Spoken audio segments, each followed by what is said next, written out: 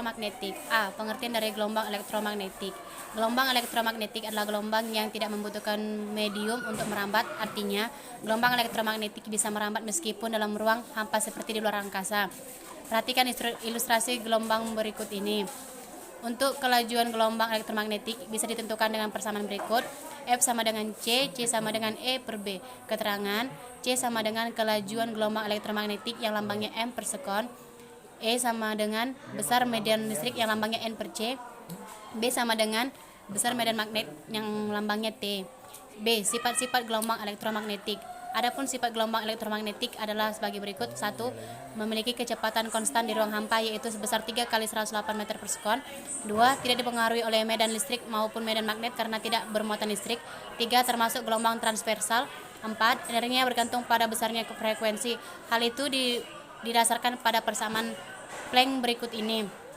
E sama dengan HF sama dengan HC per lambda. Keterangan, E sama dengan energi radiasi, H sama dengan konstanta Planck yang lambangnya J, F sama dengan frekuensi, C sama dengan kelajuan cahaya, lambda sama dengan panjang gelombang yang lambangnya M. C. Spektrum gelombang elektromagnetik. 1. Gelombang radio. Gelombang radio merupakan spektrum gelombang elektromagnetik yang memiliki panjang gelombang terbesar dan frekuensi terkecil. Gelombang ini dihasilkan oleh elektro pada kawat pengantar. Elektro tersebut nantinya akan menghasilkan arus bolak-balik pada kawat. Gelombang radio dipancarkan melalui transmitter yang dalam kurung antena pemancar dan diterima oleh receiver dalam kurung antena penerima. 2. Gelombang mikro. Gelombang mikro merupakan spektrum gelombang elektromagnetik yang memiliki frekuensi terkecil kedua setelah gelombang radio. 3. Sinar inframerah. Sinar inframerah memiliki frekuensi lebih besar daripada gelombang mikro. Frekuensi sinar inframerah berada di rentang 1011 Hz sampai 1014 Hz. Artinya panjang gelombang sinar inframerah lebih kecil daripada gelombang radio dan gelombang mikro. 4. Cahaya. 4. Cahaya tampak. Jika di spektrum sebelumnya kamu tidak bisa melihat wujud gelombangnya, tidak demikian dengan cahaya tampak. Warna-warna merah, jingga, kuning, hijau, biru, nila, dan ungu merupakan bentuk spektrum cahaya tampak. Cahaya tampak memiliki frekuensi sekitar 1015 Hz dengan panjang gelombang 400 sampai 800 nm sampai 800 nm. 5. Sinar ultraviolet. Sinar ultraviolet adalah biasa di Sinar X. Sinar X merupakan spektrum gelombang elektromagnetik dengan frekuensi atau energi terbesar kedua setelah sinar gamma. Yang ketujuh, sinar gamma. Sinar gamma merupakan spektrum gelombang elektromagnetik dengan alergi tertinggi, yaitu dikarenakan sinar gamma memiliki frekuensi tertinggi di antara spektrum gelombang elektromagnetik lainnya, yaitu 1020 Hz sampai 1025 Hz. Dan di sini ada yang kedua, manfaat gelombang elektromagnetik, yaitu yang pertama gelombang radio.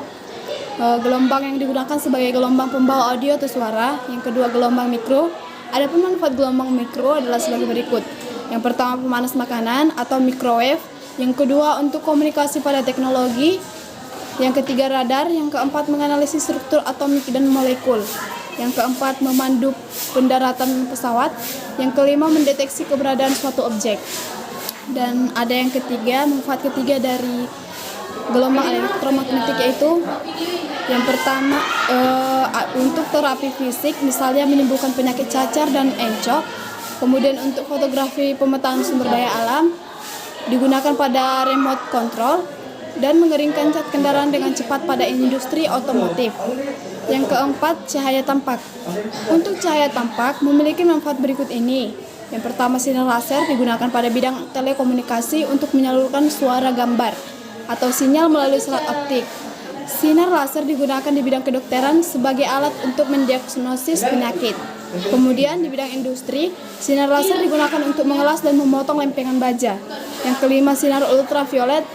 Sinar ultraviolet bisa dimanfaatkan untuk hal-hal berikut. Yang pertama, proses fotosintesis atau asimilasi pada tumbuhan, kemudian pembentukan vitamin D, kemudian membunuh kuman penyakit, kemudian mensterilkan ruangan, kemudian memeriksa keaslian tanda tangan di dunia perbankan. Selanjutnya yaitu sinar X. Sinar X bisa dimanfaatkan untuk hal-hal berikut.